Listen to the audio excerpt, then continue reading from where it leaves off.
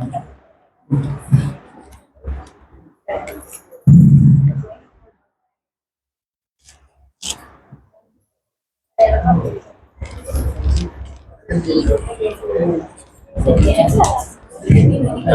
ఇచ్చినందుకు సంఘస్థులు సంఘ పెద్దలకి ఫస్ట్ అంకుల్కి అందరికీ నాకు హృదయపూర్వక వందనాలు మొదటి చెల్లించుకుంటున్నాను. అయితే ఈ యొక్క శుభ శుక్రవారం దినాన దేవుని మన అందరినీ ఆయన ఒక సంఘంలో చేర్చిన విధానం బట్టి దేవునికి కృతజ్ఞతాస్తుతులు చెల్లించుకుంటూ, అయితే మనం ఇప్పుడు దాకా రెండు మాటలు చూసిన ఉదయకాలం నుంచి మొదటి మాట మనం తెలుసుకుని మన అందరికి తెలిసిందే క్షమాపణ గురించి. రెండో మాట వచ్చేసి మనకి దేని గురించి ఉన్నది? పరదేశి అంటే అష్యూరెన్స్. అష్యూరెన్స్ అంటే ఖచ్చితంగా నువ్వు నాతో కూడా పరదేశంలో ఉంటావు. అయితే ఈరోజు అంటే రెండో మాటలో మనం పరదేశికి వెళ్ళాం. అయితే మూడో మాటలోకి మనం వచ్చాం. మూడో మాటలోకి వెళ్ళేక ముందు ఒక మంచి అయితే మరొకసారి చదివినట్టయితే ఈరోజు మాట ఈ యొక్క మూడో మాట చదివినట్టయితే యోహాను సువార్త 19 వచ్చాం. యేసు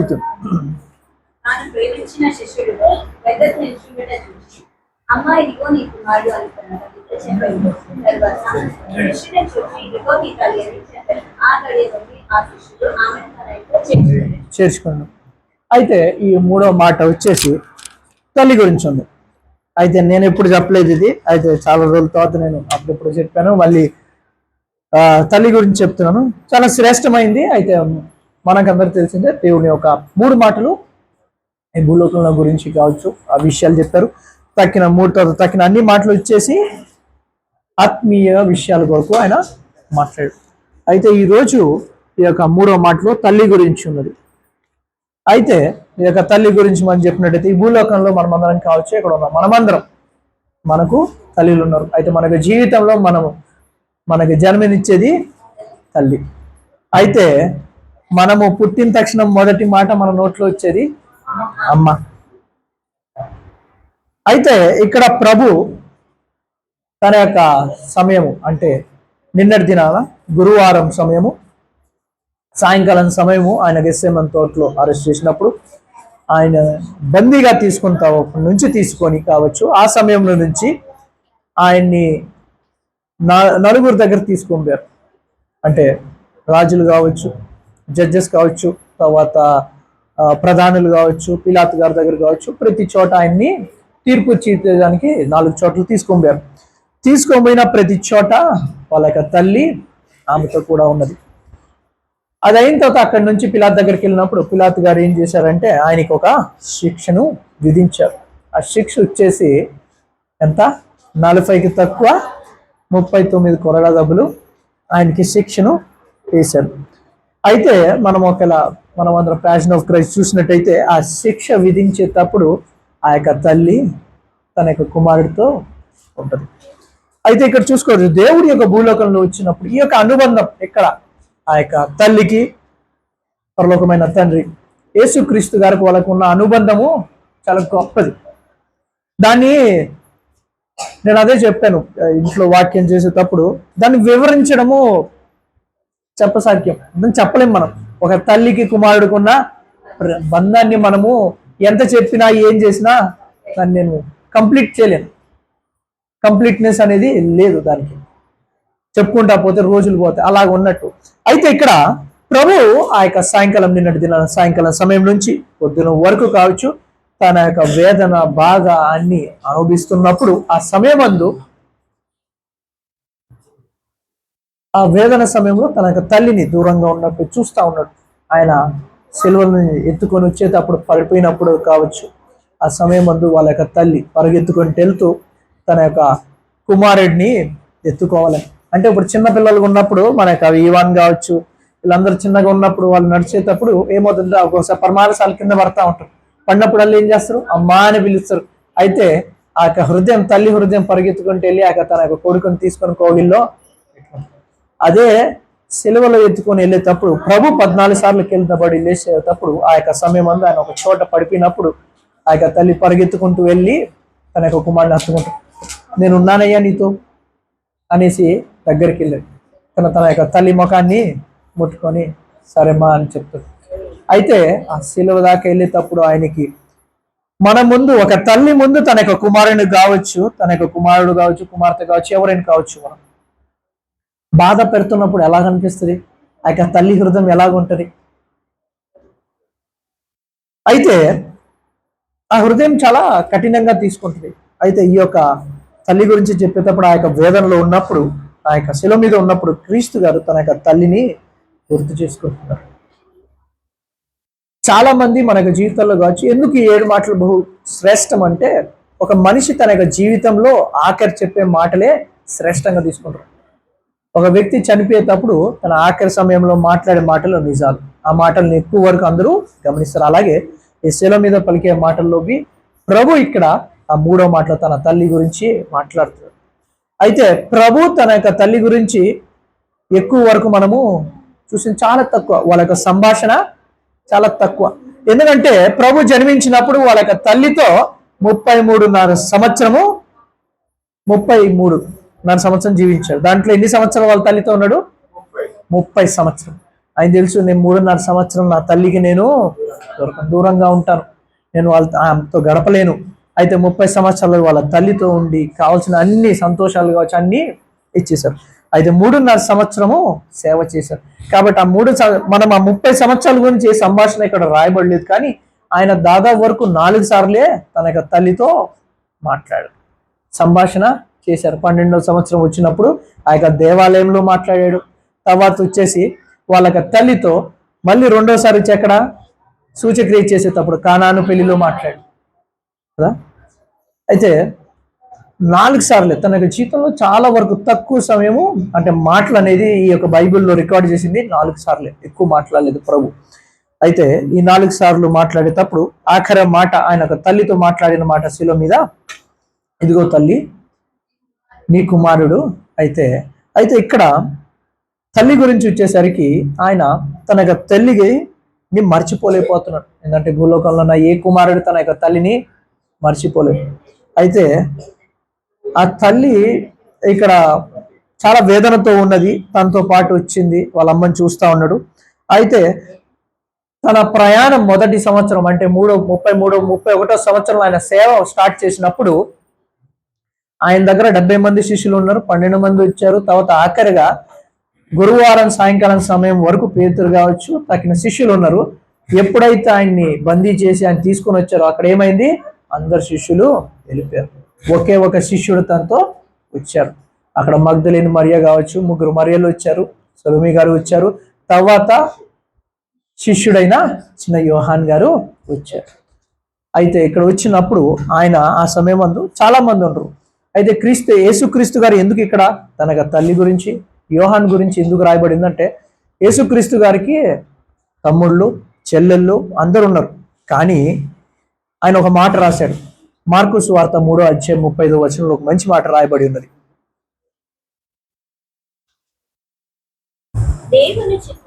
దేవుని చిత్తము చెప్పున జరిగించువాడే నా సహోదరులు నా సహోదరులు చెప్పాను. అయితే ఇక్కడ ఎవరు? అయితే ప్రభు ఇక్కడ భూలోకంలో వచ్చారు కాబట్టి ఆయన ఒక సేవలో ఆయన ఏమంటున్నాడంటే, నా తండ్రి చిత్తాన్ని ఎవరైతే చేస్తారో వాళ్ళు నా యొక్క తల్లి కావచ్చు, నా చెల్లెలు కావచ్చు, నా తమ్ముడు కావచ్చు అని చెప్తున్నారు. అయితే ఇక్కడ యోహాన్ గారే ఆయనతో వచ్చారు. ఆత్మీయ జీవితంలో కావచ్చు ఆయన ఆఖరి వరకు ఆయనతో తోడునీడుగుండి నడిపించాడు, ఆయనతో వచ్చాడు. కాబట్టి ఇక్కడ ఆ తల్లితో మాట్లాడుతూ ఇక్కడ ఆయన ఒక బాధ్యతను గుర్తుంచుకుంటున్నాడు. ఆయన ఒక జన్మము వాక్యము రూపంగా అయింది కాబట్టి ఆయన గుర్తుంచుకున్నాడు. ఒక మంచి మాట ఆయన గుర్తుంచుకున్నాడు. ఏమనుంది మనకి, మీరు మీ తల్లిదండ్రులను ఏం చేయాలి, సన్మానించాలి. అయితే ఆఖరి సమయం మందు ఆ శిల మీద ఉన్నప్పుడు వాళ్ళ తల్లిదండ్రులని సన్మానించాలి. అయితే ఇప్పుడు గుర్తొచ్చింది, నా తర్వాత నా తల్లి పరిస్థితి ఏంటి, ఎవరు చూసుకుంటారు, ఎవరు ఆనందిస్తారు అనుకోవచ్చు. నా తమ్ముళ్ళు నా చెల్లెళ్ళు చూసుకోవచ్చు. వాళ్ళ తమ్ముళ్ళు చెల్లెళ్ళు ఆత్మీయంగా లేరు కాబట్టి వాళ్ళ తల్లిని చూసుకోలేదు. ఒక సందర్భంలో వాళ్ళ తల్లిని సరిగ్గా పట్టించుకోలేదు. అయితే ఇక్కడ తను ఏమనుకున్నాడంటే, నేను దేవుళ్ళను నేను ఎంతగా నా తల్లిని ప్రేమిస్తాను, అంతగా ప్రేమించే వ్యక్తి ఎవరా అని చూసినప్పుడు యోహాన్ గారు తప్ప మరి ఏ వ్యక్తి అంటే అక్కడ యోహాన్ గారే ఉన్నారు. అంటే అక్కడే టెస్టిఫై అయిపోతుంది. అంటే ఆయనతో లాస్ట్ వరకు ఉన్నవారు అంటే యోహాన్ గారు ఆత్మీయంగా శారీరకంగా యేసుక్రీస్తు గారికి బహు దగ్గరగా ఉన్నారు. కాబట్టి ఇక్కడ తన తల్లి బాధ్యతని ఎవరికి అప్పగిస్తున్నారు? యోహాన్ గారికి అప్పగిస్తున్నారు. అయితే ఈరోజు మనకి జీవితంలో కావచ్చు ఈ యొక్క శిల మీద ఈ దీంట్లోంచి మనం 3 మాటలే నేను చెప్పాలన్నాను క్లుప్తంగా. నేను ఎక్కువ నేను తీసుకొని దీంట్లో నేను రెఫరెన్స్లు ఎక్కువ ఏం తీసుకోలేదు. అయితే మొదటిగా మనం గుర్తుంచవలసుకుంది church is our God's family. సంఘము దేవుని యొక్క కుటుంబం. అయితే సంఘము దేవుని యొక్క కుటుంబము ఉన్నప్పుడు, అయితే ఆ శిల మీద ఉన్నప్పుడు ప్రభు ఏం చేశాడంటే వాళ్ళ తల్లి, నా తర్వాత నా తల్లిని ఎవరు చూసుకోవాలి, ఎవరు ఆమెను టేక్ కేర్ చేయాలి, ఆమె వృద్ధురాలు ఉన్నప్పుడు ఎవరు ఆమెను నడిపిస్తారు, ఎవరు తీసుకొని పోతారు, ఆమెను ఎవరు బాగోగులు ఎవరు చూస్తారు అన్నప్పుడు ఆయన యోహాను గారికి కుమారుడిగా ఒక అధికారాన్ని ఇచ్చాడు. అలాగే ఈ రోజు నువ్వు నేను సంఘంలో ఉంచుండగా దేవుని యొక్క కుటుంబంగా మనం ఉన్నప్పుడు, ఈ కుటుంబంలో ఉన్నప్పుడు, ఈ చర్చిలో నువ్వు ఉన్నప్పుడు, దేవుని యొక్క కుటుంబంలో ఉన్నప్పుడు, ఒకేలా అంకుల్ రానప్పుడు కావచ్చు, ఎవరైతే దేవుడు ఇక్కడ మనందరికి ఒక్కొక్క తలాంతినిచ్చారు. అయితే తలాంతినిచ్చినప్పుడు బై ఛాన్స్ ఈరోజు సునీల్ లేడు, సునీల్ రాలేదు చర్చికి, లేదంటే ఆఫీస్ పని మీద బయటికి వెళ్ళారు, ఎవరు మైక్ సిద్ధపాటు చేయాలి? ఎవరైతే ఉన్నారో వాళ్ళు సిద్ధపాటు చేసుకోవాలి, రెస్పాన్సిబిలిటీస్ అనేది తీసుకోవాలి. అయితే మన సంఘంలో ఉన్నప్పుడు ఏం చేయాలంటే, ఈ సంఘంలో ఉన్నప్పుడు సంఘంలో చాలా మంది ఉన్నారు. ఒక అన్న కావచ్చు, చెల్లి కావచ్చు, అమ్మ కావచ్చు, అమ్మమ్మ కావచ్చు, అన్ని రిలేషన్స్ మనకి మన సంఘంలో ఉన్నది. ఎలాగైతే ఈ సంఘంలో చాలా మంది ఉన్నప్పుడు, కొన్ని మందులు కొన్ని సమయంలో కొన్ని పరిస్థితుల్లో ఉన్నప్పుడు మనం ఏం చేయాలి? ఆదరణకర్తగా వాళ్ళకి తోడుగా నిలబడాలి. 1 తిమోతి 5వ అధ్యాయము మొదటి 2 వచనాలు చదివినట్టయితే,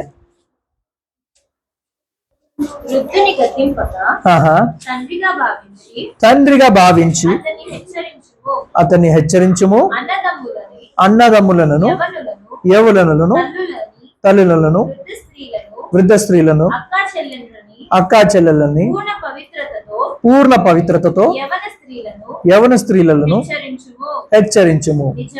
నిజముగా అనాథులైన విధవరాన్నులు చాలమ్మా. అయితే ఇక్కడ ఏమంటున్నంటే పౌలు గారి చర్చిలో ఇక్కడ ఏమంటున్నారంటే, మనం ఒకరినొకరిని ఏం చేయాలి? ఇక్కడ సమ్మానించుకోవాలి. వాళ్ళు తప్పిపోతున్నప్పుడు వాళ్ళని ఏం చేయాలి? మనము ఇచ్చేయాలి. అది ఎవరు చేస్తారు? లెట్స్ అస్యూమ్ ఒక కుటుంబంలో ఒక తల్లి, తండ్రి, 2 పిల్లలు ఉండరు. తమ్ముడు తప్పుడు మార్గంలో వెళ్ళినప్పుడు అక్క ఏం చేయాలి? గద్దించాలి. ఎందుకు గద్దిస్తుంది? నా తమ్ముడు కదా, ఎందుకురా నువ్వు ఆ తప్పుడు పనులు చేస్తున్నావు, ఎందుకురా వాళ్ళతో తిరుగుతున్నావు అని అక్క ఏం చేస్తుంది? తన యొక్క తమ్ముడిని గద్దిస్తూ మంచి మార్గంలోకి తీసుకుని వస్తుంది. అలాగే ఈ సంఘంలో ఉన్న మనమందరము, మన సంఘంలో ఉన్న ఇక్కడ అక్క కావచ్చు, చెల్లి కావచ్చు, వృద్ధులు కావచ్చు, అందరము మనం సంఘంలో ఒక కుటుంబంగా ఉన్నప్పుడు మన సంఘంలో ఇతరులకి నువ్వు ఏం చేయాలి? ఇప్పుడు ఒక రిలేషన్షిప్ బిల్డ్ చేసుకోవాలి. మనమందరం ఒకే సంఘం కాబట్టి ఒక రిలేషన్షిప్ బిల్డ్ చేసుకొని, అయ్యా నువ్వు వెళ్తుంది తప్పుడు మార్గం, చెల్లి నువ్వు చేస్తుంది తప్పు, నువ్వు అంత చెయ్యొద్దు, తమ్ముడు నువ్వు అది చేయొద్దు, నువ్వు ఇలా చెయ్యి. ఆ తమ్ముడు కావచ్చు, ఆ చెల్లి కావచ్చు, ఆ అన్న కావచ్చు, ఎవరైనా కావచ్చు, ఎవరికైనా సమస్య వచ్చినప్పుడు నువ్వేం చేయాలి? నిలబడాలి. అయితే ప్రభు ఇక్కడ ఎలాగైతే తన యొక్క తల్లిని యోహాన్ గారికి రెస్పాన్సిబిలిటీగా ఇచ్చారో, అలాగే ఈ సంఘంలో ఉన్న మనమందరము ఈ సంఘానికి రెస్పాన్సిబిలిటీ. మనం ఏందా రెస్పాన్సిబిలిటీ? ఒట్టి వాక్యమే చెప్పడం నా బాధ్యత కాదే. నేను వచ్చేప్పుడు ఎవరు లేనప్పుడు మ్యాట్లు వేయాలంటే మ్యాట్లు వేయాలి, పాట పాడాల్సినప్పుడు పాట పాడాలి, ప్రతి ఒక్క తలాంతుని నేను ఉపయోగించుకోవాలి. కాబట్టి ఇప్పుడు చర్చిలో మనం ఉన్నాం కావచ్చు, అజ్యూమ్ చేసుకుందాం ఎవరికో ఒక సమస్య వచ్చింది, వాళ్ళ ఫ్యామిలీ వాళ్ళు చూసుకుంటారు. లేదు, మనమందరము ఒక ఫ్యామిలీ. కాబట్టి ఇప్పుడు ఏం చేయాలి? నా సంఘంలో ఒక సహోదరు కావచ్చు, ఒక సహోదరికి సమస్య వచ్చినప్పుడు నేను ఏం చేయాలి? ఒక సహోదరుడిగా పక్కన నిలబడాలి. అయితే ఇక్కడ దేవుడు ఎలాగైతే తల్లిని తన యొక్క శిష్యుడికి అప్పగించాడో, అలాగే ఈ ప్రభు ఈ యొక్క సంఘాన్ని మనకి అప్పగించాడు. సంఘంలో ఉన్న ప్రతి ఒక్కరికి ఏమైనా సమస్య వచ్చినప్పుడు నువ్వేం చేయాలి? నిలబడాలి. వాళ్ళకి తోడుగా ఆదరణకర్తగా ఉండాలి. అదే దేవుడు మొదటి పాయింట్లో మనతో మాట్లాడుతున్నాడు. 2వ మాటకు మనం వచ్చేస్తాం, 2వ పాయింట్లోకి వస్తాం.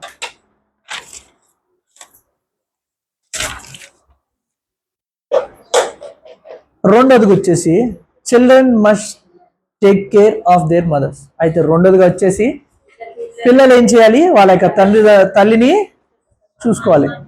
దానికి ఒక మాట చూసుకుని గలతీయులు 4వ అధ్యాయం 4వ వచనం.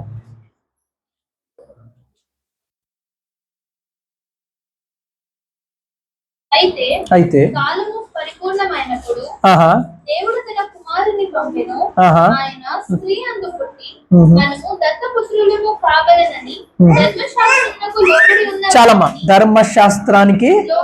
అయితే ఇక్కడ మనం అందరం ధర్మశాస్త్రానికి లోబడి ఉన్నామా? ఇక్కడ ఉన్న కుమారులు కావచ్చు, కుమార్తెలు కావచ్చు, ఈ రోజు ధర్మశాస్త్రానికి నువ్వు లోబడి ఉన్నావా? ధర్మశాస్త్రం ఏం చెప్తుంది? నీ తల్లిదండ్రులు నువ్వు ఏం చేయాలి? సమ్మానించాలి. ఇది ధర్మమేనా? ధర్మమే. ఇవని చెప్తా ఉంటది వాక్యం చెప్పేటప్పుడు. ఇక్కడ పొద్దున ఏది ఆదివారం సమయన ఏ వాక్యం ఇవన్? పిల్లలారా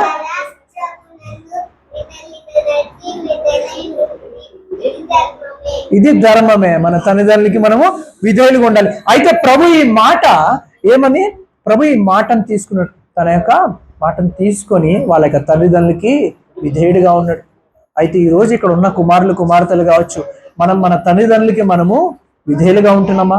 ఈ భూలోకంలో ఉన్న తల్లికి నువ్వు విధేయుడిగా జీవిస్తున్నావా? విధేయుడిగా ఉన్నప్పుడు ఒక్కొక్కసారి ఇంట్లో పని చెప్తా ఉంటది శైలు ఇవానికి, అమ్మ తీసుకొని రా అంటే తీసుకొని వస్తావా? ఇవాను తీసుకొని వస్తావా? మమ్మీ ఆ పని చెప్పినట్టు చేస్తావా? మంచిది. అయితే ఈ రోజు మనము మన ఇంట్లో మన తల్లిదండ్రులకి విధేయులుగా జీవిస్తున్నామా? ఆ విధేయత కొరకు ఇందాక అజయ్ చెప్పిన ప్రకారమా ఇస్సాక్ గారిని తీసుకుంటే ప్రశ్నించని విధేయత. అయితే ఈ రోజు ఇస్సాక్ గారిని మనం గుర్తుంచుకుందాం, ఆయన ప్రశ్నించని విధేయత. అయితే అలాంటి విధేయత ఈ రోజు నీ తల్లిదండ్రులకి నువ్వు చూపిస్తున్నావా? ఆ విధేయత నీ సంఘానికి నువ్వు చూపిస్తున్నావా? సంఘానికి నా విధేయత ఎలాగా?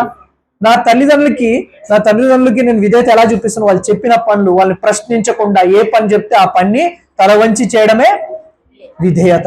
కానీ నా సంఘానికి నేను విధేయత ఎలా కలిగి ఉంటున్నాను? విధేయత ఎలాగంటే తగైన సమయంలో నేను దేవుని యొక్క సంఘానికి రావాలి. 10:30 ansరికి 10:20కి నేను రావాలి. ఏ సంఘం కూడికలు ఎప్పుడు ఏ సమయం ఉన్నప్పుడు ఆ సమయానికి నేను ఏం చేయాలి? రావాలి. అదే విధేయత.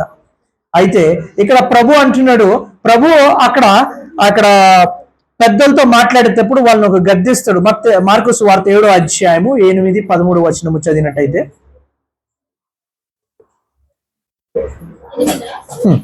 మీరు దేవుని ఆజ్ఞను విడిచిపెట్టి మనుషుల పారంపర్యాచారమును గైకొనుచున్నారు, మరియు ఆయన మీరు మీ పారంపర్యాచారమును గైకొనుటకు దేవుని ఆజ్ఞను బొత్తిగా చాలు దేవుని యొక్క ఆజ్ఞని బొత్తిగా ఎలాగా? ఎందుకంటే వాళ్ళ తల్లిదండ్రులు సమ్మానిస్తలేదు. అయితే ఈ రోజు నువ్వు నీ తల్లిదండ్రులను సమ్మానించలేనప్పుడు బొత్తిగా నువ్వు ఏం చేస్తున్నావు? నిరాకరిస్తున్నావు. దేన్ని? దేవుని యొక్క మాటని. అలా నిరాకరించకూడదు. నీ తల్లి చెప్తుంది చెయ్యి అన్నప్పుడు చేయాలి. నీ తల్లి మంచి కావచ్చు చెడు కావచ్చు ఏది చెప్పినప్పుడు నువ్వేం చేయాలి? చెయ్యాలి. ఎప్పుడు నిరాకరించాలి? చర్చికి వెళ్ళొద్దు అన్నప్పుడే నిరాకరించాలి. చర్చికి వెళ్ళాలి మనం. అయితే ఆ విషయం ఉంది. అయితే ఇక్కడ పిల్లలు ఏం చేయాలంటే మన తల్లిదండ్రులను మనము సమ్మానించాలి, వాళ్ళకి విధేయులుగా జీవించాలి. అలాగే సంఘానికి నువ్వు నేనేం చేయాలి? విధేయుడుగా ఉండాలి. అయితే ఈరోజు నువ్వు నేను అలాగే విధేయులుగా ఉండి జీవించాలి. దేవుడు ఎలాగైతే విధేయుడిగా ఇక్కడ ఉంటూ తన యొక్క తల్లికి బాధ కలగకూడదని తన యొక్క శిష్యుడైన యోహాన్ గారికి తన తల్లి బాధ్యత ఎలాగైతే అప్పగించాడో, ఈ సంఘంలో ఉన్న మనం అందరము మన సంఘములో ఏ బాధ్యత వచ్చినప్పుడు మనం ఏం చేయాలి? ముందుకు రావాలి.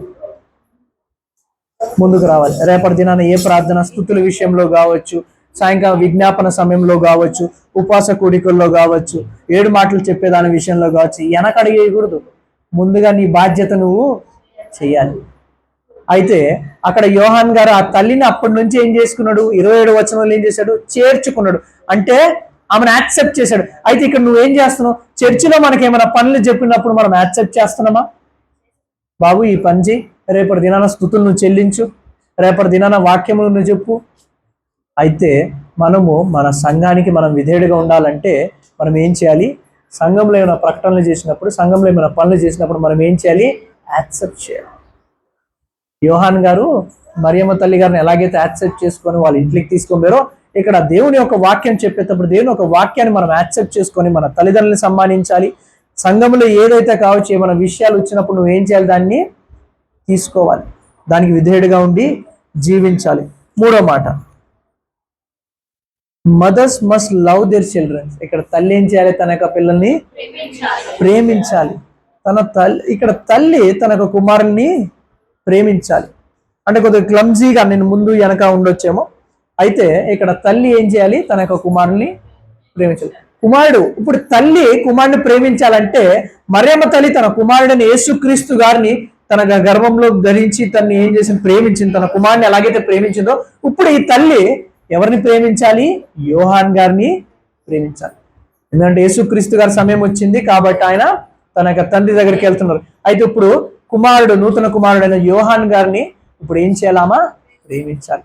యోహాన్ గారు ప్రేమించారు కాబట్టి తన తల్లిని ఏం చేశారు, తన యొక్క ఇంటిని చేర్చుకున్నారు. చేర్చుకున్న తర్వాత ఇప్పుడు చాలా మంది ఏం చేస్తారంటే, మనము చాలా మంది అనుకోవచ్చు, ఎగ్జాంపుల్ అనుకుందాం, చేర్చుకున్నప్పుడు ఏమంటే పిన్న తల్లిలు కావచ్చు, వీళ్ళు ఉన్నప్పుడు ఏం చేస్తారంటే యాక్సెప్ట్ చేయరు.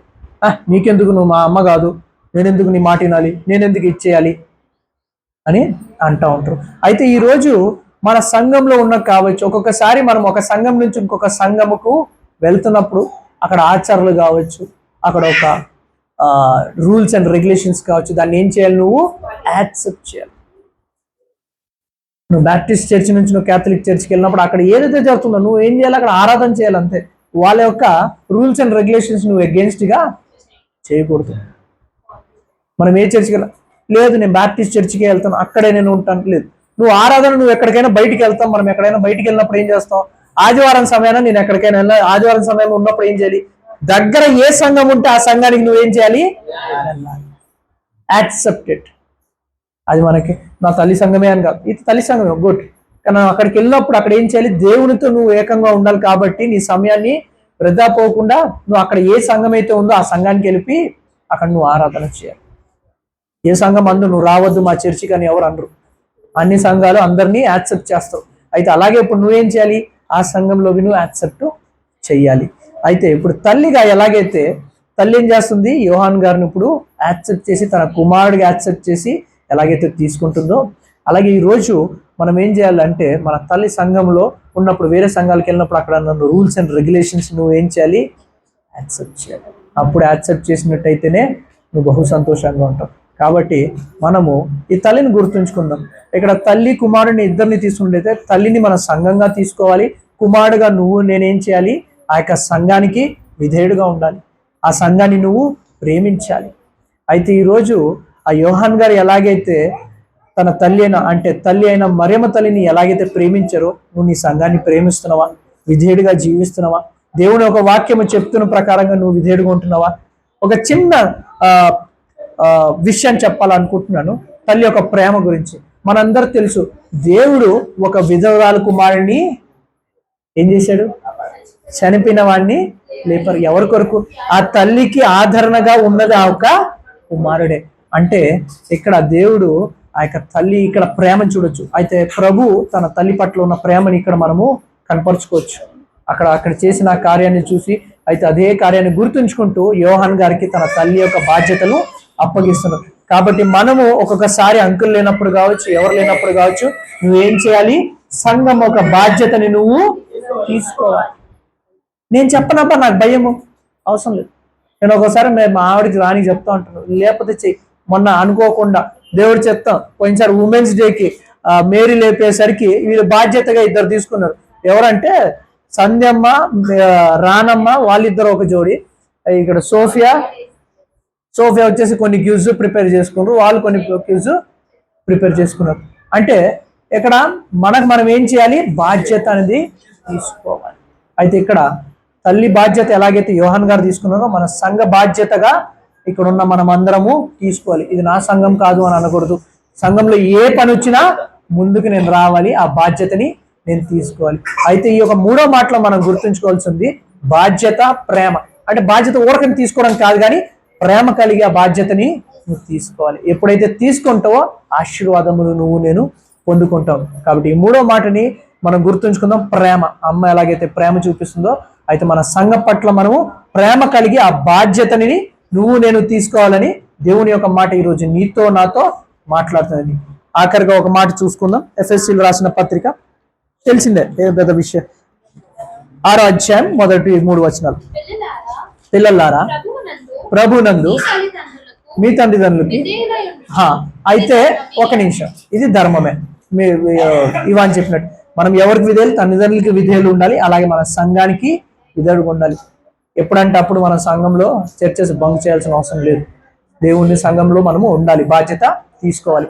అలాగే ఇది ధర్మమే. ఎందుకు ధర్మమే? యేసుక్రీస్తు గారు ఈ ధర్మాన్ని పాటించినప్పుడు నువ్వు నేను మనం కూడా ఇది పాటించాలి. కాబట్టి అలా పాటిస్తూ దేవునికి విధేయులుగా ఉంటూ సంఘానికి విధేయులుగా ఉంటూ మన బాధ్యతను మనం మర్చిపోకుండా మన బాధ్యతను మనము సక్రంగా చేయాలి. అయితే ఈ మూడో మాట బాధ్యత గురించి ఉంది కాబట్టి ఆ బాధ్యతను మనం గుర్తుంచుకొని సంఘంలో నడవాలని దేవుని యొక్క మాట మనతో మాట్లాడుతుంది. మరొకసారి ఈ సమయాన్ని ఇచ్చినందుకు సంఘస్థులు, సంఘ పెద్దలకి, అంకులకి హృదయపూర్వక వందనాలు చెల్లించుకుంటున్నాను.